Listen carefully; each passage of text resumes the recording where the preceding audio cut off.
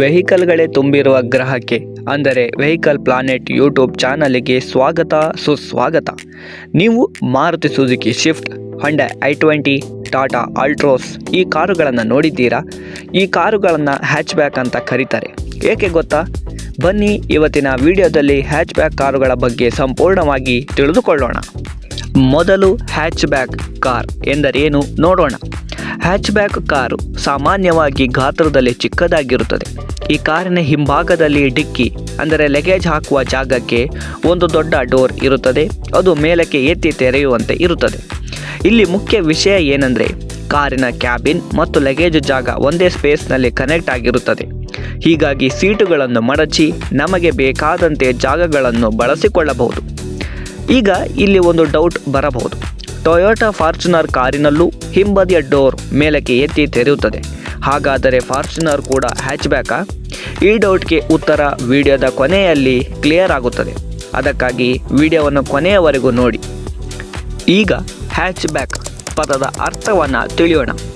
Hatchback ಅನ್ನೋದು ಎರಡು English ಪದಗಳ ಸಂಯೋಜನೆಯಾಗಿದೆ, ಹ್ಯಾಚ್ ಮತ್ತು ಬ್ಯಾಕ್. ಹ್ಯಾಚ್ ಅಂದರೆ ಮೇಲಕ್ಕೆ ಅಥವಾ ಕೆಳಕ್ಕೆ ತೆರೆಯುವ ಒಂದು ಬಾಗಿಲು ಅಥವಾ ಮುಚ್ಚಳ. ಹಡಗುಗಳು ಮತ್ತು ವಿಮಾನಗಳಲ್ಲಿ ಲಗೇಜ್ ಹಾಕುವ ಬಾಗಿಲಿಗೆ ಮೊದಲು ಈ ಪದವನ್ನು ಬಳಸಲಾಗುತ್ತಿತ್ತು. ಬ್ಯಾಕ್ ಎಂದರೆ ನಮಗೆಲ್ಲ ತಿಳಿದಿರುವಂತೆ ಹಿಂದೆ ಅಂತ. ಅದೇ ರೀತಿ ಈ ಸಂದರ್ಭಕ್ಕೆ ವೆಹಿಕಲ್ನ ಹಿಂದೆ ಅಥವಾ ಕಾರಿನ ಹಿಂಭಾಗ ಅಂತ. ಅಂದರೆ ಸಾಮಾನ್ಯವಾಗಿ 3.5 ಮೀಟರ್ನಿಂದ 4 ಮೀಟರ್ ಒಳಗೆ ಉದ್ದ ಇರುವ ಹಿಂಭಾಗದಲ್ಲಿ ಮೇಲಕ್ಕೆ ಎತ್ತಿ ತೆರೆಯುವ ಡೋರ್ ಹೊಂದಿದ್ದರೆ ಕ್ಯಾಬಿನ್ ಮತ್ತು ಲಗೇಜ್ ಜಾಗ ಒಂದೇ ಸ್ಪೇಸ್ನಲ್ಲಿ ಇರುವ ಕಾರುಗಳನ್ನು ಹ್ಯಾಚ್ಬ್ಯಾಕ್ ಎಂದು ಕರೆಯುತ್ತಾರೆ. ಈಗ ಪ್ರಶ್ನೆ ಏನೆಂದರೆ, ಪ್ರಪಂಚದ ಮೊಟ್ಟ ಮೊದಲ ಹ್ಯಾಚ್ಬ್ಯಾಕ್ ಕಾರು ಯಾವುದು ಅಂತ. ಇದಕ್ಕೆ ಸ್ವಲ್ಪ ಚರ್ಚೆ ಇದೆ. 1938ರಲ್ಲಿ ಬಂದ ಸಿಟ್ರಾಯನ್ ಟ್ರಾಕ್ಷನ್ ಅವಾಂಟ್ ಕಮರ್ಷಿಯಲ್, ಇದನ್ನು ಹಲವರು ಮೊದಲ ಹ್ಯಾಚ್ಬ್ಯಾಕ್ ಕಾರ್ ಅಂತ ಒಪ್ಪುತ್ತಾರೆ. ಆದರೆ 1965ರಲ್ಲಿ ಬಂದ ರೆನಾಲ್ಟ್ 16 ಇಂದಿನ ಆಧುನಿಕ ಹ್ಯಾಚ್ಬ್ಯಾಕ್ ಕಾರುಗಳಿಗೆ ಹತ್ತಿರವಾದ ಮೊದಲ ಕಾರ್ ಎನ್ನುತ್ತಾರೆ. ಅಂದರೆ ಹ್ಯಾಚ್ಬ್ಯಾಕ್ ಕಾರು ವಿನ್ಯಾಸ ಒಂದೇ ದಿನ ಹುಟ್ಟಿದ್ದಲ್ಲ, ಅದು ನಿಧಾನವಾಗಿ ಬೆಳೆದು ಬಂದ ಪರಿಕಲ್ಪನೆಯಾಗಿದೆ. ಹ್ಯಾಚ್ಬ್ಯಾಕ್ ಕಾರಿನ ಉದ್ದೇಶ: ನಗರ ಬಳಕೆಗೆ ಚಿಕ್ಕ ಕಾರ್ ಬೇಕು, ಚಿಕ್ಕ ಕುಟುಂಬಕ್ಕೆ ಫ್ಲೆಕ್ಸಿಬಲ್ ಲಗೇಜ್ ಜಾಗ ಬೇಕು, ಉತ್ತಮ ಮೈಲೇಜ್ ಮತ್ತು ಕಡಿಮೆ ಮೇಂಟೆನೆನ್ಸ್ ಇರಬೇಕು. ಈ ಎಲ್ಲ ಅವಶ್ಯಕತೆಗಳಿಂದ ಹ್ಯಾಚ್ಬ್ಯಾಕ್ ವಿನ್ಯಾಸ ಹುಟ್ಟಿತು. 1960ರಲ್ಲಿ ರೆನಾಲ್ಟ್ 4 ಬಂದಾಗ ಹ್ಯಾಚ್ಬ್ಯಾಕ್ ಕಾರುಗಳು ಜನಪ್ರಿಯವಾದವು. 1970-80ರ ದಶಕದಲ್ಲಿ Volkswagen golf, Honda Civic, Ford Fiesta hatchback ಕಾರುಗಳ ಗೋಲ್ಡನ್ ಎರಾ ಶುರುವಾಯಿತು. ಭಾರತದಲ್ಲಿ ಹ್ಯಾಚ್ಬ್ಯಾಕ್ ಕ್ರಾಂತಿ ತಂದ ಕಾರು ಮಾರುತಿ 800, ನಂತರ ಸ್ಯಾಂಟ್ರೋ, ಇಂಡಿಕಾ, ವ್ಯಾಗನರ್, ಶಿಫ್ಟ್ ಈ ಕಾರುಗಳು ಹ್ಯಾಚ್ಬ್ಯಾಕ್ ಅನ್ನು ಸಾಮಾನ್ಯ ಜನರ ಕಾರಾಗಿಸಿದವು. ಇತ್ತೀಚಿನ ದಿನಗಳಲ್ಲಿ shift, i20, Baleno, Altroz, Tiago ಇವೆಲ್ಲ ಆಧುನಿಕ ಹ್ಯಾಚ್ಬ್ಯಾಕ್ ಕಾರುಗಳು. ಹ್ಯಾಚ್ಬ್ಯಾಕ್ ಕಾರುಗಳ ವಿಧಗಳು. ಹ್ಯಾಚ್ಬ್ಯಾಕ್ ಕಾರುಗಳಲ್ಲೂ ಕೂಡ ಹಲವಾರು ವಿಧಗಳಿದೆ. ಸಬ್ ಕಾಂಪ್ಯಾಕ್ಟ್ ಹ್ಯಾಚ್ಬ್ಯಾಕ್, ನಗರ ಬಳಕೆಗೆ ಸೂಕ್ತ ಹಾಗೂ ಕಡಿಮೆ ಬಜೆಟ್. ಇದಕ್ಕೆ ಉದಾಹರಣೆ ಆಲ್ಟೋ K10, ಟಿಯಾಗೋ.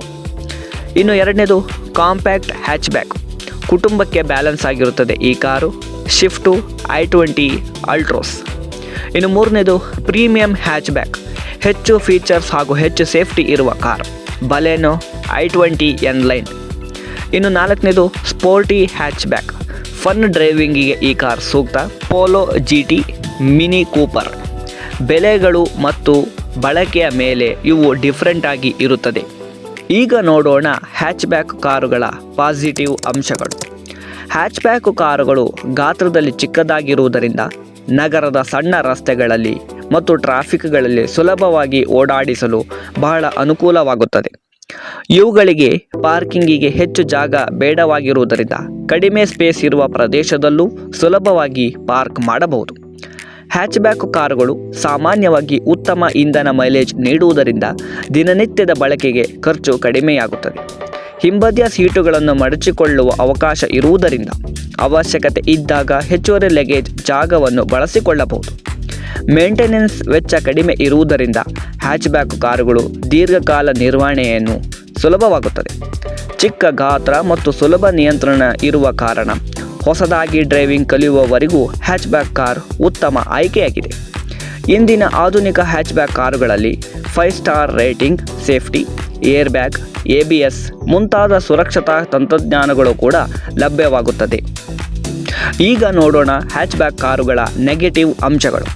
ಹ್ಯಾಚ್ಬ್ಯಾಕ್ ಕಾರುಗಳು ಗಾತ್ರದಲ್ಲಿ ಚಿಕ್ಕದಾಗಿರುವುದರಿಂದ ದೊಡ್ಡ ಕುಟುಂಬಗಳಿಗೆ ಇದು ಸದಾ ಸೂಕ್ತ ಆಗಿರುವುದಿಲ್ಲ. ಲಗೇಜ್ ಜಾಗ ಸೀಮಿತವಾಗಿರುವುದರಿಂದ ದೀರ್ಘ ಪ್ರಯಾಣದಲ್ಲಿ ಹೆಚ್ಚು ಮತ್ತು ದೊಡ್ಡ ಬ್ಯಾಗುಗಳನ್ನು ತೆಗೆದುಕೊಂಡು ಹೋಗಲು ಕೆಲವೊಮ್ಮೆ ಅಸಾಧ್ಯವಾಗುತ್ತದೆ. SUVಗೆ ಹೋಲಿಸಿದರೆ ಹ್ಯಾಚ್ಬ್ಯಾಕ್ ಕಾರುಗಳು ಹೈವೇ ರಸ್ತೆಯಲ್ಲಿ ಕಡಿಮೆ ಸ್ಟೆಬಿಲಿಟಿ ಮತ್ತು ಕಡಿಮೆ ರೋಡ್ ಪ್ರೆಸೆನ್ಸ್ ಅನ್ನು ನೀಡುತ್ತದೆ. ಕೆಲವು ಹ್ಯಾಚ್ಬ್ಯಾಕ್ ಕಾರುಗಳು ಗ್ರೌಂಡ್ ಕ್ಲಿಯರೆನ್ಸ್ ಕಡಿಮೆ ಇರುವುದರಿಂದ ಕೆಟ್ಟ ರಸ್ತೆಗಳಲ್ಲಿ ಎಚ್ಚರಿಕೆಯಿಂದ ಚಾಲನೆ ಮಾಡಬೇಕಾಗುತ್ತದೆ. ದೊಡ್ಡ ಇಂಜಿನ್ ಆಯ್ಕೆಗಳು ಮತ್ತು ಹೈ ಪರ್ಫಾರ್ಮೆನ್ಸ್ ಫೀಚರ್ ಕಡಿಮೆ ಇರುವುದರಿಂದ ಸ್ಪೋರ್ಟಿ ಡ್ರೈವಿಂಗ್ ಇಷ್ಟಪಡುವವರಿಗೆ ಈ ಕಾರು ಅಷ್ಟಾಗಿ ಇಷ್ಟ ಆಗುವುದಿಲ್ಲ. ಕೆಲವು ಮಾದರಿಗಳಲ್ಲಿ ಬಾಡಿ ಹೈಟ್ ಮತ್ತು ಗಾತ್ರ ಕಡಿಮೆ ಇರುವ ಕಾರಣ ರಸ್ತೆಯಲ್ಲಿ ದೊಡ್ಡ ವಾಹನಗಳ ಮಧ್ಯೆ ಪ್ರೆಸೆನ್ಸ್ ಕಡಿಮೆ ಎನ್ನಿಸುತ್ತದೆ. ಇದೀಗ ಮೊದಲಿಗೆ ಕೇಳಿದ ಪ್ರಶ್ನೆಗೆ ಬರೋಣ. ಫಾರ್ಚುನರ್ರಲ್ಲಿ ಹಿಂಬದಿಯ ಡೋರ್ ಮೇಲಕ್ಕೆ ತೆರೆಯುತ್ತದೆ, ಆದರೆ ಅದು ಹ್ಯಾಚ್ಬ್ಯಾಕ್ ಅಲ್ಲ. ಏಕೆ ಅಂದರೆ ಹ್ಯಾಚ್ಬ್ಯಾಕ್ ಅನ್ನೋದು ಕಾಂಪ್ಯಾಕ್ಟ್ 4 ಅಥವಾ 4.5 ಮೀಟರ್ ಒಳಗೆ ಇರಬೇಕು ಮತ್ತು ಸಣ್ಣ ಸೈಜ್ ಕಾರ್ ಆಗಿರುತ್ತದೆ. ಬರೀ ಡೋರ್ ಮಾತ್ರ ನೋಡಿ ನಿರ್ಧಾರ ಮಾಡುವುದಲ್ಲ, ಗಾತ್ರ, ವಿನ್ಯಾಸ, ಬಳಕೆ ಇವನ್ನೆಲ್ಲ ನೋಡಿ ನಿರ್ಧಾರ ಮಾಡಲಾಗುತ್ತದೆ. ಅದಕ್ಕೆ ಫಾರ್ಚುನರ್ ಒಂದು SUV, ಹ್ಯಾಚ್ಬ್ಯಾಕ್ ಕಾರ್ ಅಲ್ಲ ಅದು. ಈಗ ನಿಮಗೆ ಹ್ಯಾಚ್ಬ್ಯಾಕ್ ಅಂದರೆ ಏನು, ಏಕೆ ಹಾಗೆ ಕರೆಯುತ್ತಾರೆ ಎಲ್ಲವೂ ಕ್ಲಿಯರ್ ಆಗಿದೆ ಅನ್ಕೋತೀನಿ. ನಿಮಗೆ ಯಾವ ಹ್ಯಾಚ್ಬ್ಯಾಕ್ ಕಾರ್ ಇಷ್ಟ ಹಾಗೂ ನಿಮ್ಮ ಮನೆಯಲ್ಲಿ ಯಾವ ಕಾರ್ ಇದೆ ಅಂತ ಕಮೆಂಟ್ನಲ್ಲಿ ತಿಳಿಸಿ, ನಾವು ತಿಳಿದುಕೊಳ್ಳುತ್ತೇವೆ. ವಿಡಿಯೋ ಇಷ್ಟ ಆಯಿತು ಅಂದರೆ ಲೈಕ್ ಮಾಡಿ. ವೆಹಿಕಲ್ ಪ್ಲಾನೆಟ್ ಚಾನಲನ್ನು ಸಬ್ಸ್ಕ್ರೈಬ್ ಮಾಡೋದನ್ನು ಮರಿಬೇಡಿ, ಉಚಿತವಾಗಿದೆ, ಸಬ್ಸ್ಕ್ರೈಬ್ ಮಾಡಿ. ಈ ವಿಡಿಯೋದಲ್ಲಿ ಹೇಳೋಕ್ಕಾಗೋದಿಷ್ಟೆ. ಮತ್ತೊಂದು ವೆಹಿಕಲ್ಗೆ ಸಂಬಂಧಿಸಿದ ವಿಷಯಗಳನ್ನು ಹೊತ್ತು ತರುತ್ತೇನೆ. ಅಲ್ಲಿಯವರೆಗೂ ಸುರಕ್ಷಿತವಾಗಿ ಡ್ರೈವಿಂಗ್ ಮಾಡಿ. ಕಾರ್ ಡ್ರೈವಿಂಗ್ ಮಾಡ್ತಾ ಇದ್ದರೆ ಸೀಟ್ ಬೆಲ್ಟ್ ಹಾಕಿ, 2 ವೀಲರ್ ಓಡಿಸ್ತಾ ಇದ್ದರೆ ಹೆಲ್ಮೆಟ್ ಹಾಕಿ. Drive safe, happy journey. ಧನ್ಯವಾದಗಳು.